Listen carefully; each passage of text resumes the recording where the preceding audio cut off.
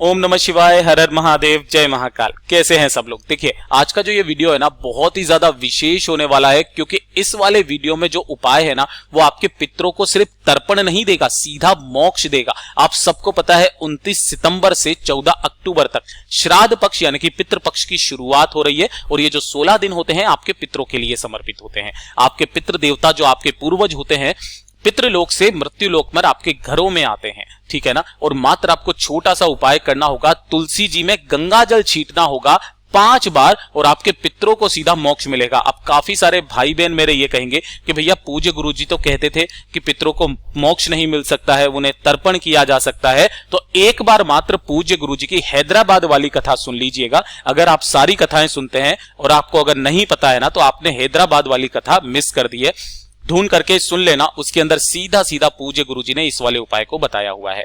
पूज्य गुरुजी की कथा से सुनकर और समझकर पूरे उपाय को बड़े ही विस्तार से बताऊंगा, परंतु उससे पहले आप सबसे एक छोटी सी गुजारिश करूंगा कि जो लोग पहली बार आए हैं चैनल को जरूर सब्सक्राइब कीजिएगा और वीडियो को लाइक करके महादेव जी का कोई सा भी प्यारा नाम कमेंट बॉक्स में लिखना मत भूलिएगा। एक और चीज बता देता हूं कि जो पितृलोक है ना वहां पर जिस स्वधा का आप स्मरण करते हो वो पितृलोक, जो भी व्यक्ति स्त्री नारी पुरुष महादेव जी का और मैया पार्वती जी का स्मरण करता है ना उनको कभी भी पितृदोष नहीं लग सकता है। ये चीज ध्यान रखना, ठीक है ना। इस पूरे वीडियो के अंदर हम लोग 3 महा उपायों के बारे में बात करेंगे, जो कि ना सिर्फ आपके पितृ दोषों को दूर करेगा, आपके पितरों को मोक्ष दिलाएगा, आपके घर की उन्नति, आपकी मनोकामनाएं पूरी होगी, धन की आवक होगी, घर में कभी भी बीमारियां नहीं रहेगी, ना ही कभी कलेश रहेगा, हमेशा सुख शांति समृद्धि बनी रहेगी। सबसे पहले बात कर लेते हैं पहले वाले उपाय की तरफ। ध्यान रखना, जिन घरों के पितृ देवता खुश रहते हैं ना उस परिवार में कभी किसी तरीके की समस्या जीवन में कभी नहीं आ सकती, वो हमेशा उन्नति के मार्ग पर जाता रहता है। पहला वाला जो उपाय है ना ये होगा आपके पितरों को मोक्ष दिलाने के लिए, है ना। हैदराबाद वाली कथा का उपाय ध्यान से सुनिएगा। करना क्या है, आप सभी लोगों के घरों में गंगा जल तो होगा ही होगा, चाहे ज्यादा नहीं थोड़ा सा हो, गंगा जल तो होगा ही होगा। आपको थोड़ा सा गंगा जल लेना है ना, और एक लेनी है कटोरी, ज्यादा नहीं लेना है गंगा जल, एक लेनी है कटोरी। अब ध्यान रखना ये जो कटोरी है ना खाली होनी चाहिए, इसके अंदर आपको गंगा जल नहीं डालना है। ध्यान से सुनना इस वाले उपाय को, गंगा जल नहीं डालना है, सिर्फ आपको खाली कटोरी लेनी है। और जो 16 दिन होते हैं ना पितृपक्ष के, किसी भी दिन पूज्य गुरुजी ने बोला जरूरी नहीं है आप डेली करो, है ना। आप जितनी बार कर सको उतनी बार कर लेना, लेकिन कम से कम एक बार जरूर करना। इस कटोरी को लेकर के और थोड़ा सा गंगा जल अलग दूसरी वाली कटोरी में लेकर के पहुंच जाना कहां पर, आपके घर में जहां पर भी तुलसी माता जी का घर हुआ है या गमला है ना उस जगह पर, ठीक है। आपको किधर की तरफ खड़ा होना है ये चीज ध्यान रखना। इस वाले उपाय में आपको दक्षिण दिशा की तरफ मुंह करके खड़े होना है। दक्षिण दिशा, ऐसा क्यों? क्योंकि दक्षिण दिशा जो होती है ना आपके पितरों की दिशा होती है। आपको उस तरफ में अपने पितरों का स्मरण करना है और दक्षिण दिशा की तरफ मुंह करके खड़े हो जाना है। और जो आपने तुलसी जी का गमला है ना उस गमले पर आपको उस खाली कटोरी को रखना है। क्या करना है? खाली कटोरी को रखना है और आपको यहां पर खड़े हो जाना है। आपका अपना दाहिना हाथ आगे रखना, उस हथेली में थोड़ा सा गंगा जल डालना, गंगा जल, है ना। अपने पितरों का स्मरण करके इस वाली कटोरी में आपको छोड़ना है। ध्यान रखना तुलसी जी में नहीं छोड़ना, इस कटोरी में जो कि आपने उस गमले के पास में रखी है ना उसके नीचे, वहां पर आपको छोड़ना है। एक बार छोड़ दिया अपने पितरों का स्मरण करते हुए, ऐसे ही आपको कितनी बार छोड़ना है? 5 से 7 बार। पूज्य गुरुजी ने कहा या तो 5 बार छोड़ दीजिए, 7 बार छोड़ दीजिए, जितना आपकी इच्छा उतनी बार आपको दूसरे में से लेकर के अपने हथेली में गंगा जल लेना है और इस कटोरी में आपको डालते जाना है। 5 से 7 बार इस उपाय को करना। उसके बाद में आपको अपने पितरों का स्मरण करना और इस कटोरी को यहीं पर धरा रखना 1, 2, 3, 4 घंटे, जितनी भी देर के लिए। जब शाम का समय आएगा, डेली का समय, इस कटोरी को यहां से उठाना और उठा करके किसी भी वृक्ष के नीचे, हो सके तो जो 3 वृक्ष पितरों के समान है, बेलपत्र का, पीपल का और वट का, वहां पर जाकर के इसे समर्पित करके आ जाना। मात्र एक बार जो भी व्यक्ति इस उपाय को कर लेता है ना उसके पितरों को सीधा तर्पण नहीं मोक्ष प्राप्ति होती है। यह चीज ध्यान में रख लेना। और जिन घरों के पितरों को मोक्ष प्राप्ति हो जाती है ना, यकीन मानिए महादेव जी का सीधा सीधा हाथ उनके सर पर होता है, मैया पार्वती जी का हाथ उनके सर पर होता है, और इतना ज्यादा प्रभावशाली होता है कि आपके जीवन की जो उन्नति के जितने भी रोड़े हैं ना या आने वाले हैं वो स्वतः ही अपने आप हट जाते हैं। आपके पितृ देवता आपका रास्ता, उन्नति का रास्ता, सफलता का रास्ता खोल करके चले जाते हैं।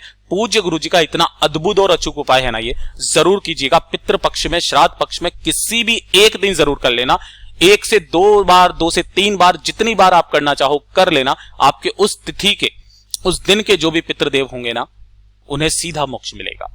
पूज्य गुरुजी ने जैसा बताया वैसा आसान भाषा में आपको बताने का संपूर्ण प्रयास किया। अब बात कर लेते हैं दूसरे वाले उपाय की तरफ। ठीक है, देखिए दूसरा वाला उपाय जो है ना, ये होगा आपके घर में सुख समृद्धि के लिए, है ना, सुख समृद्धि के लिए और धन प्राप्ति के लिए, परिवार के लोगों की उन्नति के लिए, है ना। अब ध्यान से सुनिएगा, ये वाले उपाय को तो आपको महादेव जी के लिए करना है। मैंने आपसे पहले भी बोला था, जो देवादिदेव महादेव जी और साथ ही साथ मैया पार्वती जी का स्मरण मात्र भी कर लेता है ना, उसकी जीवन में तरक्की कोई रोक ही नहीं सकता है। आपको लेना है 1 लोटा शुद्ध जल। ठीक है, क्या लेना है? 1 लोटा शुद्ध जल अपने घर का। ध्यान रखना, लोटा होना चाहिए तांबे का, और इसके अंदर डालना होगा मात्र आपको 1 बेलपत्र, जो कहीं से भी खंडित ना हो, ये चीज ध्यान रखना। इसके नीचे की ये जो डंडी होती है ना, जहां पर डूट होता है, ये वाला डूट भी होना चाहिए। ये गणमान्य का स्थान होता है। इस बेलपत्र को आपको इसी वाले लोटे में आपको डाल लेना है। डाल लिया, इसी लोटे के अंदर डाल करके, और इस लोटे को अपने दोनों हाथों में लेना। आपका जो घर है ना, उस घर में आपको चारों तरफ इसे लेकर के फिर जाना है। चारों तरफ जितने भी कमरे हैं, वॉर्डरूम है ना, सभी जगह पर आपको फिर जाना है। केवल और केवल वॉशरूम और शौचालय को छोड़ करके, बाथरूम शौचालय को छोड़ करके आप पूरे कमरों में, हॉल में, छत पर, हर जगह पर फिर जाना।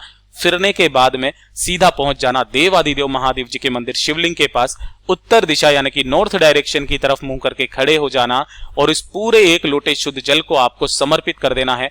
ओम नमः शिवाय, श्री शिवाय नमस्तुभ्यम पंचाक्षरी मंत्र या षडाक्षरी मंत्र का स्मरण करते हुए आपके ये वाला जो लोटा है ना, सीधा आपके पितरों के भाग में जाता है। श्राद्ध पक्ष में जो भी व्यक्ति इस उपाय को कर लेता है।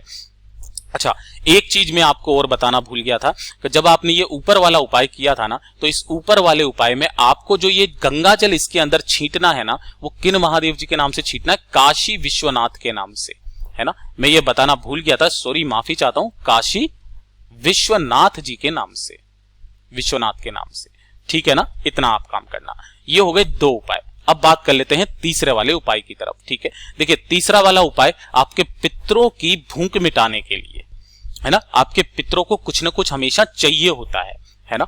उन्हें कभी भूख लगती है, उन्हें प्यास भी लगती है। उस काम के लिए आपको 16 दिनों के जो ये श्राद्ध पक्ष है ना, हो सके तो आप डेली कम से कम इस उपाय को जरूर करना। ठीक है ना, ध्यान से सुनना। आपके घरों में मिठाइयां तो हमेशा बनती है, ठीक है ना। आपको मिठाई बनानी है। कौन सी मिठाई? हमेशा ध्यान में रख लेना, मार्केट से मत लेकर के आना, क्योंकि वो लोग भैंस के दूध का इस्तेमाल करते हैं। आपको गाय के दूध का, जो भी गाय के घी का जो भी आप मिठाई बनाओ, चाहे कुछ ना बनाओ, आप तो थोड़ी सी खीर बना लीजिए, लेकिन गाय के घी की, गाय के दूध की ही होनी चाहिए, है ना। जो भी आपने खीर बनाई है ना, उसे आपको एक पीपल के पत्ते पर रखना है, और इस पीपल के पत्ते को सुबह 10 बजे से पहले 1 लोटा शुद्ध जल लेकर के पहुंच जाना। कहां पर? पीपल के पेड़ के नीचे ही, है ना।